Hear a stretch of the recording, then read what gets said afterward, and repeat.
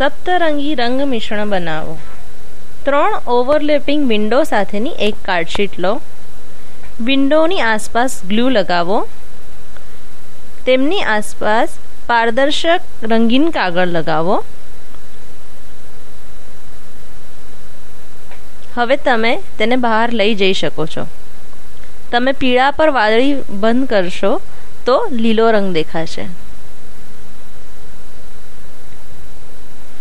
વાદળીને લાલ પર બંધ કરતા જાંબલી,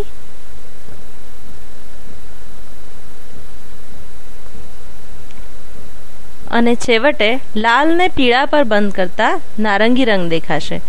હવે જો તમને વિવિધ રંગી ફૂલ બનાવવું હોય તો તમે વિવિધ રંગી વિન્ડોવાળી 2 ડિસ્ક લઈ શકો છો અને તેમને એક પ્રેસ બટનની મદદથી જોડી દો. હવે બહાર જાઓ.